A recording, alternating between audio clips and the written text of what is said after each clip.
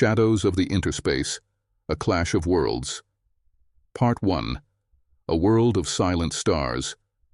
Commander Talak stood at the center of his warship's bridge, surrounded by a calm glow of holographic displays. Outside the viewports lay a quiet void, stars scattered in silent patterns, distant worlds circling their suns. Everything seemed ordinary. The vessel hummed softly with the cadence of well-tuned engines. Yet beneath the calm exterior, tension simmered. Talak was war chief of the Celian fleet. His species, the Celians, were known for their measured intellect, their blue-tinted skins, and their proud martial traditions. Long ago they had fought bitter wars to maintain their independence from the sprawling Galactic Union. Now, after establishing a fragile peace and carving out their own region of space, they remained vigilant. Talak prided himself on careful preparation and accurate intelligence. He had no love for surprises. On this day, Talak's fleet lay hidden behind the veil of advanced stealth systems near a remote star system recently charted by their explorers. The system was marked by 6 planets, separated by an asteroid belt. 2 worlds, named Dera and Anira by Celian star charts, showed signs of life. These twin planets danced in orbit near each other, vibrant with blue oceans and green continents. Talak and his crew had come to investigate them. Lieutenant Varric, young and quick-witted, manipulated sensor arrays from his console.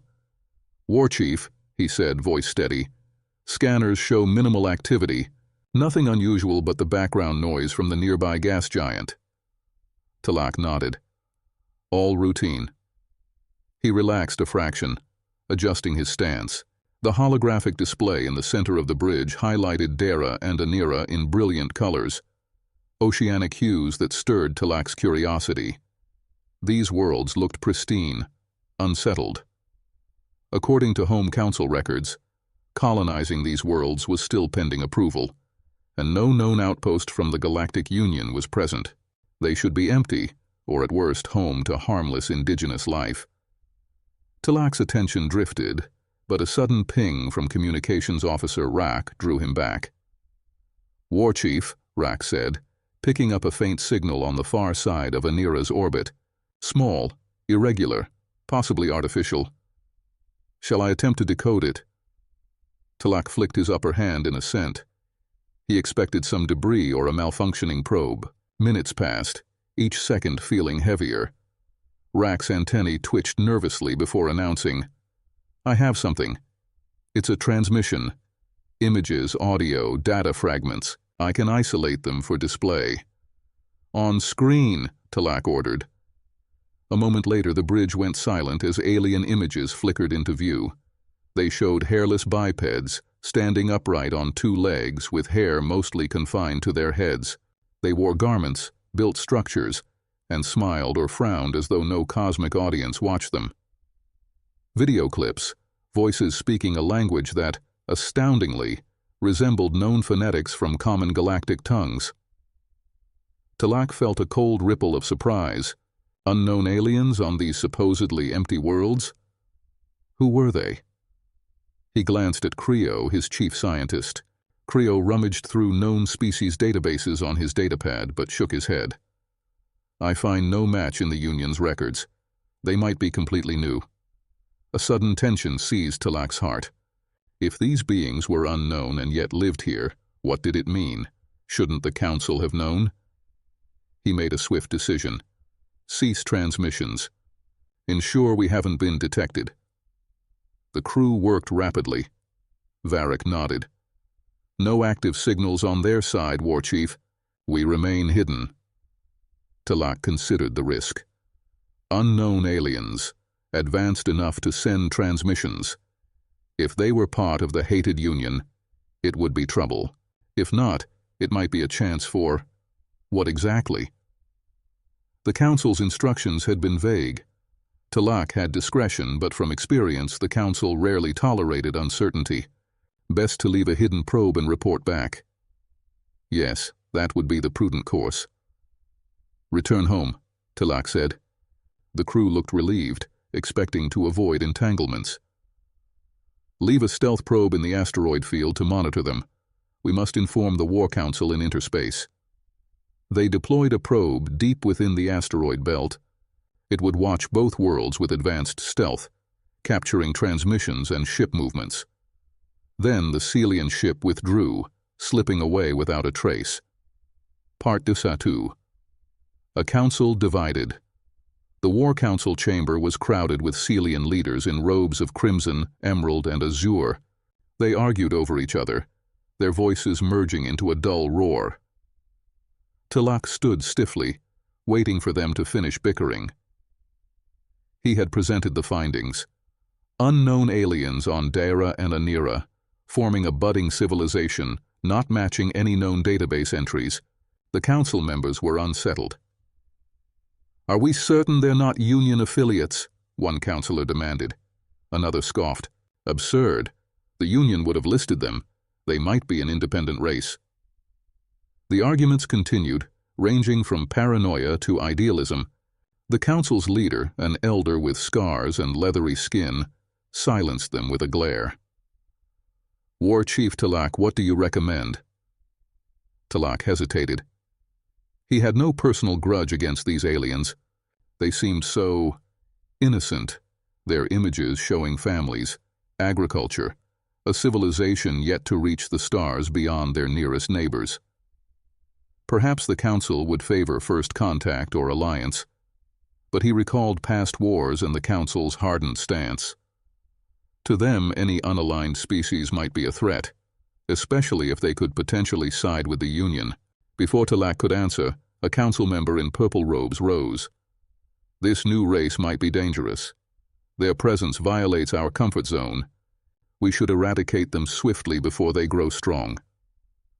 Tilak's heart sank. Others nodded in grim agreement. Only a few dared suggest diplomacy. The purple-robed one insisted, "We cannot risk another species joining the Union. With them gone, we might earn the Union's favor or at least ensure they don't use these worlds as a base." Stunned, Tilak tried to argue. "Isn't that excessive? We have no evidence they're hostile." The council met his protest with silence and cold stares. Their minds were set. This species, by existing in strategic territory, posed a future threat. The council's verdict fell like a hammer blow. These aliens must be eliminated. Tilak bowed, concealing inner turmoil. He served the council's will. If genocide was their order, he must obey. Celian loyalty to the council and the state was absolute. He rose, accepted the mission, and departed with a heavy heart. Part 3. The Road to War. Back aboard his flagship, Tilak assembled a battle group. He considered the cruelty of the task. His crew, trained to obey, would not hesitate. But Tilak was no monster. He rationalized. If these aliens were indeed a strategic risk, better to remove them now than face a future war more devastating. He repeated that mantra in his head, ignoring the pangs of conscience.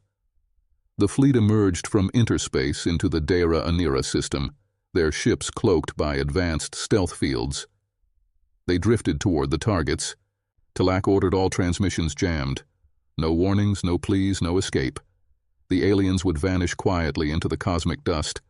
As they neared Daira, Tilak's sensors revealed increased activity. Small ships, orbital stations, and freighters. Surprising. In their brief absence, these aliens had grown busier. Tilak tensed.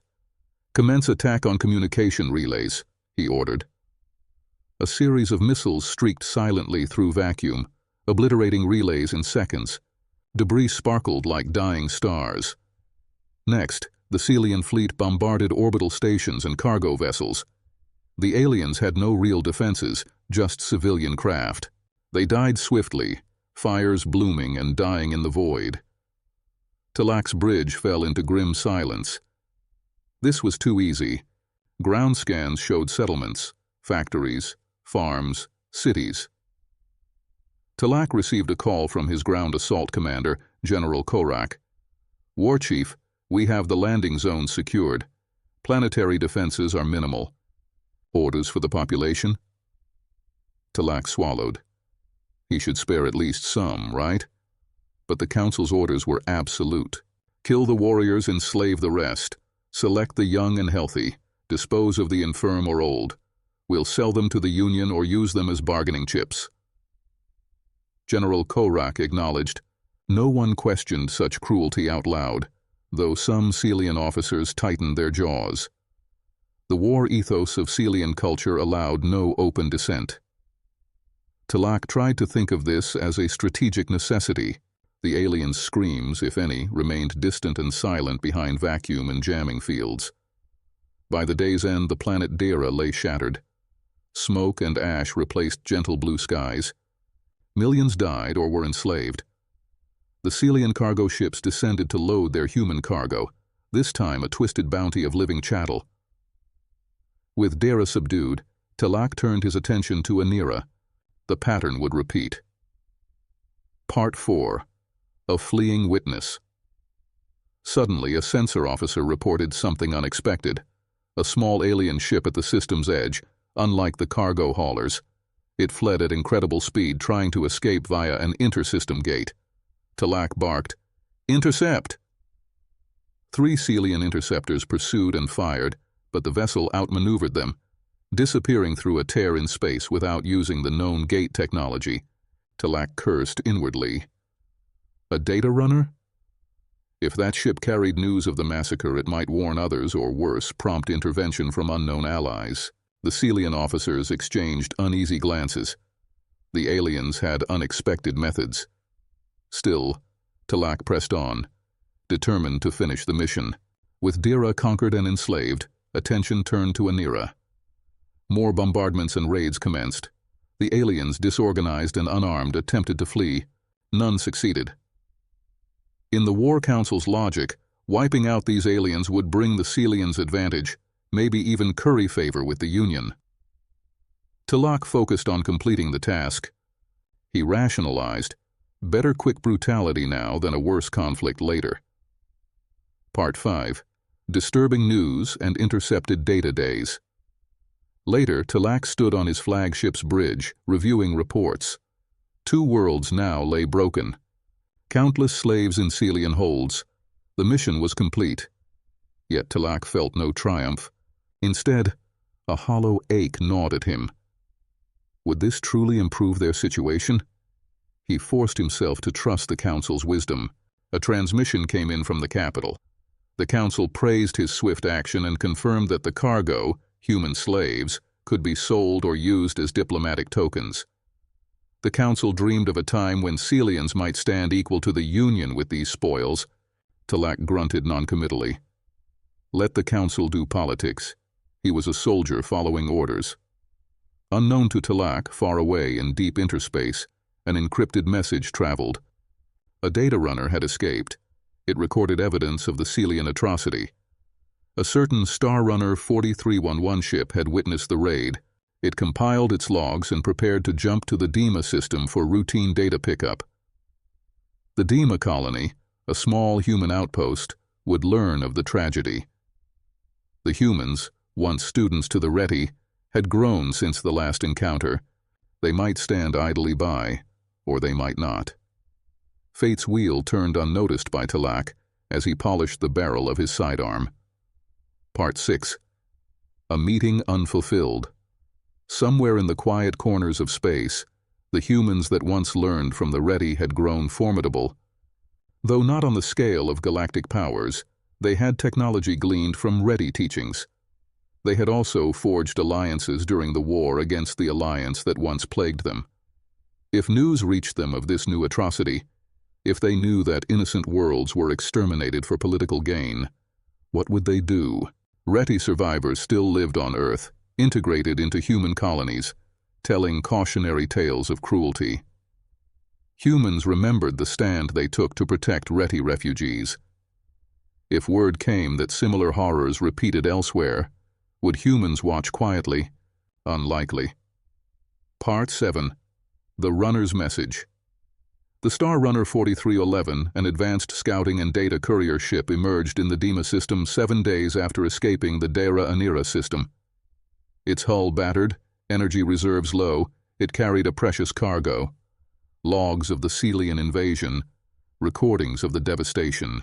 The Dema colony, a small but well-equipped human outpost, welcomed the Star Runner with concern. They saw the ship's distress signals, brought it into a safe orbit, and extracted the logs. Human analysts gasped at the footage. They saw unknown aliens butcher and enslave entire populations of their own species. Hairless bipeds with a slight morphological difference, but clearly fellow humans or something extremely close.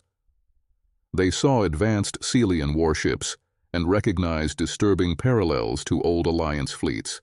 Horror and anger sparked anew. Within hours, encrypted transmissions flashed back to Earth and to human allies scattered across several star systems. The humans would not let this stand. They prepared to muster their small but cunning fleet, just as they had done before. Party 8. The Price of Ignorance. Talak remained ignorant of these developments. He believed he had completed his mission perfectly. After loading the slaves onto transports and dispatching them to Celian territories, he and his strike group lingered in the region, placing watchful probes around. They had no idea that a storm of retaliation brewed in distant systems. The Celian War Council, content with their immediate gain, considered their move a success. Yet they had sown dragon's teeth. The newly scarred human worlds, which once overcame a far mightier threat, now looked upon this fresh horror. They recognized the Reti survivors' teachings in the atrocity. Might does not equal right, and bullies must be confronted. The humans had grown less naive. Part 9. A galaxy reacts. Rumors spread quietly through trade routes. 2 inhabited worlds destroyed by unknown forces. Some traders, picking up subtle hints, suspected Celian involvement. The Celian themselves did not bother hiding their actions. They had no reason to, but the universe watches. Soon, the humans confirmed it through the data runner's logs. Human envoys quietly began assembling a coalition of sympathetic races. A delicate web of alliances and treaties formed. Old grudges against the Celians' isolationism and hostility surfaced. If Celian ambition led them to commit genocide now, what might they do next? Part X. A reckoning looms. The human response, when it came, was swift and terrible. A small but potent human battle group, bolstered by experimental technology and silent support from other species, slipped into the Dera Anira system. They found Celian probes, Celian wreckage, and captured slaves. Liberating what they could, they pieced together the truth. The Celians had attacked unprovoked. Talak's ships, scattered for patrols, caught wind too late. The humans struck first at the logistics vessels, freeing hundreds of enslaved beings. These humans, or some variant thereof, who had been enslaved, recognized their savior's language and customs. The galaxy's tapestry grew more complex. 2 human-like species now found common cause. Talak scrambled reinforcements. The first engagement between Celian and human vessels crackled with energy bolts and plasma bursts. Expecting an easy victory, Talak met a foe unafraid of losses. The humans' cunning tactics inflicted disproportionate damage. Celian ships were forced to retreat, their hulls scarred. Part Ifin. The Tides of Fate. As the conflict escalated, the once silent sector became an arena of shifting allegiances. Additional human allies arrived, some Reti serving as scouts, providing intelligence. They could not fight well, but they could warn human fleets of Celian maneuvers. Other species, intrigued by a chance to weaken Celian influence, offered indirect support.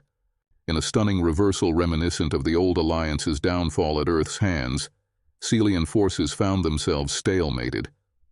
Every attempt to bring overwhelming power ended in ambushes and raids. The humans replicated their earlier success, refusing to surrender under pressure, turning the war into a test of will and cunning. Part 2. A lesson relearned. Talak watched from his flagship's bridge as yet another cunning human strike disrupted his supply lines. His carefully laid plans unraveled. The Celian Council demanded swift victory, but Talak could deliver only setbacks. The crew whispered of human tenacity and compared it to legends of the old Alliance's defeat. Talak understood too late. These humans, once taught by Reti refugees, had grown fierce and skilled in adversity. Bitterness filled Talak's soul. He realized that by choosing terror and slaughter, the Celians provoked a response from a people willing to fight to the end. This war was no longer a quick operation to please the Council. It became a quagmire threatening Celian prestige and stability. At last, strained by casualties and morale, Celian leaders opened secret communications to negotiate. The humans responded coldly. They demanded Celian withdrawal and reparations. They insisted on justice for the enslaved and punished worlds. The Celian Council balked, furious at being cornered. Under mounting pressure, Celian fleets began pulling back. Some captains disobeyed orders, unwilling to risk further humiliation. Desertions and mutinies grew as warriors questioned the necessity of slaughtering innocents. Fear crept into Celian command structures. Sensing weakness, humans launched a final campaign, breaking Celian defenses. Part 3. After the Flames. The war ended in a reluctant ceasefire. Humans and their allies restored order to Dera and Anira. Survivors were freed. The Celian Council, humbled, agreed to a treaty that forbade further expansion by force. They paid compensation and ceded strategic outposts. Talak, now disgraced, resigned. The Celian people, once proud, learned a bitter lesson. Cruelty invites retribution, and the galaxy no longer tolerates their old arrogance. For humans, it was another triumph of moral conviction. Their acts of liberation, their refusal to let atrocities stand unanswered, further established them as defenders of life and dignity. Their bond with Reti survivors deepened. The Reti who once taught them technology now saw humans return that gift in the form of moral courage and principled action. Part 14. A changed galaxy. Trade routes reopened. Freed captives rebuilt their shattered homes. The Reti, who had feared for their new home on Earth, found themselves safer than ever. They marveled at how humans, once their students, had surpassed expectations in resolving conflicts and championing the weak. In council halls and star-faring academies, strategists studied the Celian mistake. They concluded that violence without moral grounding leads to downfall. Humans, once underestimated, became exemplars of how determination and alliances can topple even formidable foes. Part 15. Echoes in Interspace. In the quiet aftermath, as galaxies turned over new leaves, a solitary data runner glided through interspace, carrying news of lessons learned. In star systems untouched by war, rumor spread of humans who crushed bullies twice their strength, not for conquest, but for principle. The galaxy listened and remembered. On Earth, Reti and humans coexisted peacefully. The Reti etched new patterns into their sigil, symbolizing rebirth and gratitude. Humans displayed it too in joint memorials, an emblem of shared struggle and redemption. Talak, living in quiet retirement, reflected on his choices. He realized that his willingness to commit atrocities had not secured safety, but invited ruin. If only he had heeded that initial discomfort, that pang of conscience, if only he had considered these unknown aliens as potential friends. Too late now. History had judged him. Part 16. A universe. Understanding. The galaxy, richer in understanding, now knew better than to judge species by appearances. Young as humans were, they had shown a capacity for moral stands that reshaped empires. Reti survivors, once nobody, now contributed to forging a just federation of worlds. In distant corners, explorers whisper the story of how Celian warships ravaged Dera and Anira, and how humans, receiving only fragments of data, rushed to intervene. This tale became a cultural touchstone, reminding all that no atrocity goes unanswered and that mercy and courage can bend the arc of destiny. Part 16. Looking ahead. As years slip into centuries, The memory of that war dims but never fades. Reti artists portray scenes of Celian fleets retreating before human-led coalitions. Human historians recount how their people answered cruelty not with surrender, but with righteous defiance. The synergy of moral resolve and strategic cunning stands as a beacon of hope. Eventually, the galaxy settles into a stable peace. The Celian species, chastened, reforms their political structure.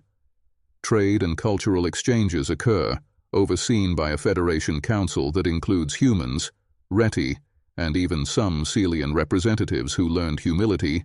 Hostility wanes as understanding grows. From the vantage point of distant future scholars, the conflict that began with a Celian decision to eradicate an unknown race became a catalyst for moral realignment. It taught that might does not make right, and that species willing to risk everything for justice can reshape the cosmic order. Part 16. The Final Moral. In the silent starlit night of Earth, where a gentle wind rustles alien and human crops growing side by side, children sit at the feet of elders to hear ancient stories. They learn of distant worlds and wars fought in the void. They learn that sometimes a data runner's desperate flight can spark a chain reaction leading to liberation. They learn that those who embrace cruelty will find the universe unkind, while those who champion the oppressed forge alliances stronger than any weapon. And so, as stardust drifts in quiet galaxies, the lessons endure. Cruelty births retribution. Kindness builds shields stronger than steel,